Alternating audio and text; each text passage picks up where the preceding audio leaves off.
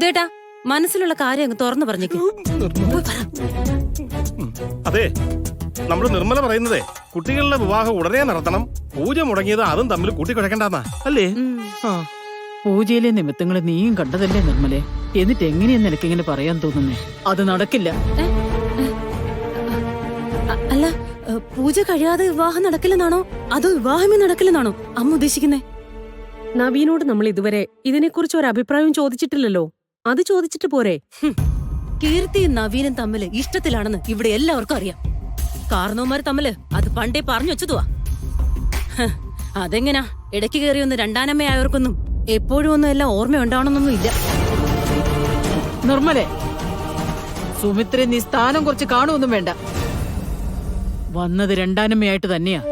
പക്ഷെ നവീനെ സ്നേഹിച്ച് വളർത്തുന്നതിനിടയില് തനിക്കൊരു കുഞ്ഞിനെ പ്രസവിക്കുക പോലും വേണ്ട എന്ന് തീരുമാനിച്ച അവളുടെ മഹത്വം നിനക്കൊരു പക്ഷെ പറഞ്ഞ മനസ്സിലാവില്ല.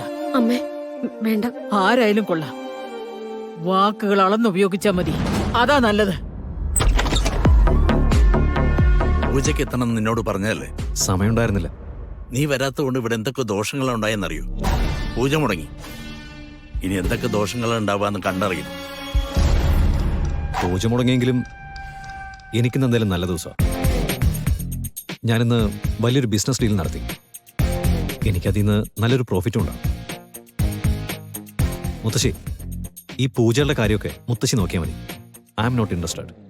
എടാ, തറവാടിനെ സംബന്ധിച്ചിടത്തോളം ഈ പൂജയും ക്ഷേത്ര കാര്യങ്ങളൊക്കെ വളരെ പ്രധാനപ്പെട്ടതാ.